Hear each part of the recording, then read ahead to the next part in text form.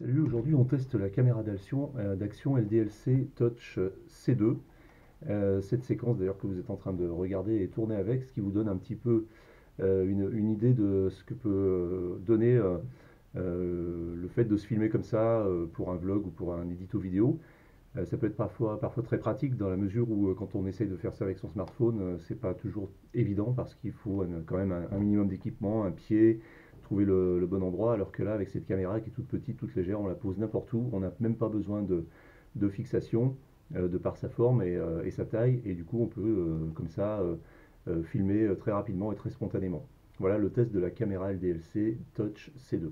Pour voir comment une caméra d'action fonctionne, rien de tel que de la tester évidemment en conditions réelles.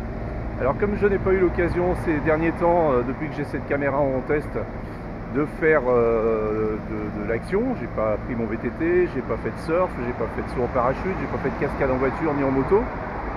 Donc je me filme pendant un petit moment dans les rues de Berlin là, pour vous montrer ce que ça donne dans une sorte de ce qu'on peut appeler aussi de l'action, puisque je suis un peu en train de marcher. Voilà, donc je vais vous montrer un petit peu ce que ça donne en contexte mobile. C'est la plupart du temps la façon dont vous allez l'utiliser, dont on utilise ce genre de caméra. Voilà.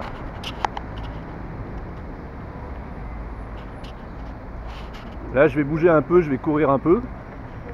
Vous montrer ce que ça donne, est-ce que ça bouge, est-ce que c'est stable.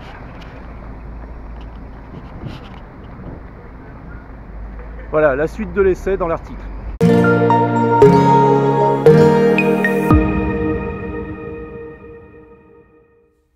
Salut à tous, aujourd'hui on teste la caméra d'action, la mini caméra d'action LDLC Touch C2 qui succède donc à la LDLC Touch C1 qui était sortie il y a 3 ans. Cette nouvelle caméra a beaucoup d'arguments pour elle et elle vient un petit peu chasser sur les terres des grandes marques du secteur avec des prestations intéressantes. C'est une caméra 4K dotée du Wi-Fi et d'un écran de contrôle de 320 par 240 pixels.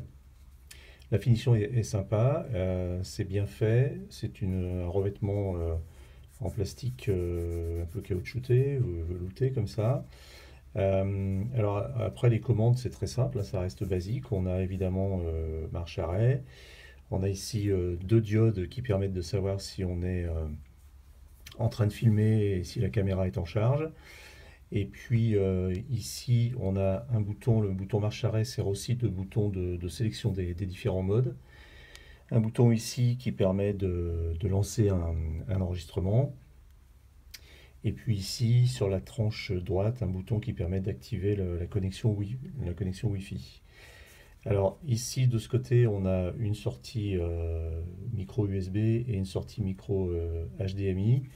Et puis là, on voit l'emplacement pour la carte micro SD. La caméra peut recevoir une carte jusqu'à 32 Go. Autre caractéristique, évidemment, une batterie qu'on peut changer ici en ouvrant cette trappe. Là, je ne vais pas le faire parce que c'est un petit peu difficile à attraper. Donc ici, voilà, on a une trappe qui permet de changer la batterie. Il faut savoir que la caméra est livrée d'origine avec deux batteries.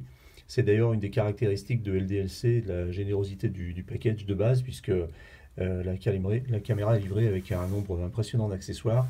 Alors le plus connu, le plus basique, c'est celui-ci, c'est le système qui permet de rendre la caméra intégralement étanche, puisqu'elle ne l'est pas de base.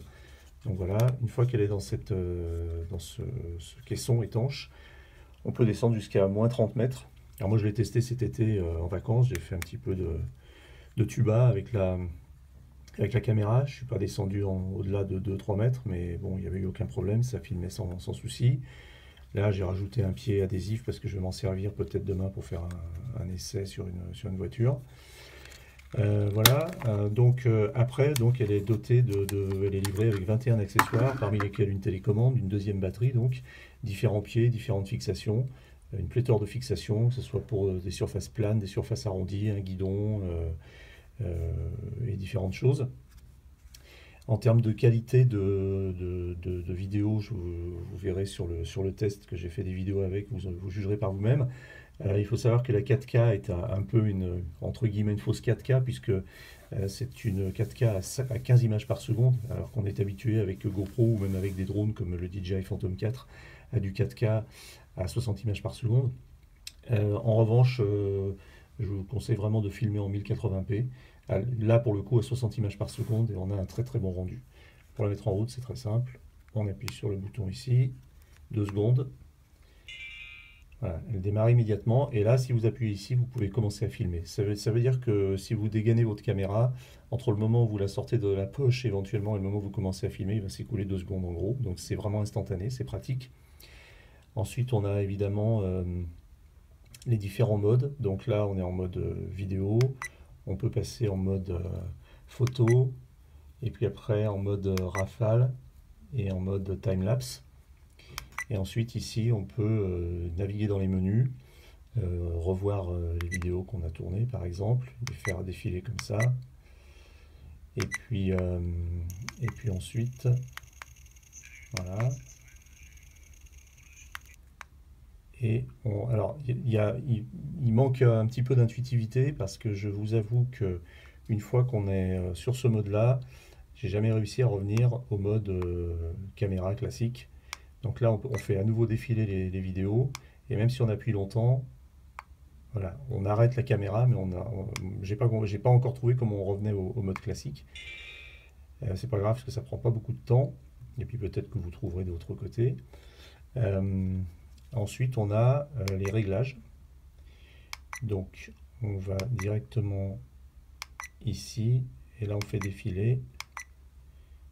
Et on va dans les settings, et là on a toute une série de réglages, la taille de la vidéo, le bouclage vidéo, l'incrustation de la date sur l'écran, l'exposition, la résolution, les photos en rafale, l'intervalle de temps pour le time-lapse, le temps continu, la fréquence, la langue, la date, l'heure, les sons, etc., etc. Alors évidemment, super pratique, le petit écran de monitoring qui permet de préparer, de faire ses cadrages.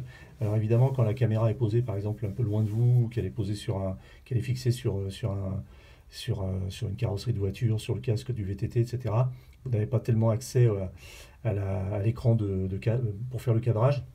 À ce moment-là, vous connectez la caméra en Wi-Fi, et avec votre smartphone, vous faites le cadrage directement à l'aide du smartphone. La seule chose que je regrette, c'est que tous les réglages que je viens de vous montrer ici ne sont pas accessibles dans l'application LDLC Touch 2 pour smartphone. L'application LDLC Touch 2 permet de lancer un enregistrement, de l'arrêter, de lire les enregistrements sur le smartphone, de les transférer évidemment sur le smartphone. Et on a un ou deux petits réglages de base, mais il n'y a pas les réglages que je viens de vous montrer ici. Voilà, je suis moi dans mes premiers tests très satisfait de cette petite caméra. Je trouve LDLC a bien bossé pour cette fois par rapport à la fois précédente où la version 1 était un petit peu buggée, fonctionnait pas très très bien. Là, c'est du bon boulot, c'est bien fait, c'est bien fini, elle est hyper légère, 60 grammes, 61 grammes. Elle est très agréable à prendre en main, et elle est toute petite par rapport à une montre par exemple. Et voilà, donc vous pourrez l'amener partout avec vous, faire des belles vidéos, sans craindre de la casser parce que ça a l'air robuste, la fixer vraiment partout, n'importe où, et puis la protéger avec son caisson si vous faites de l'outdoor.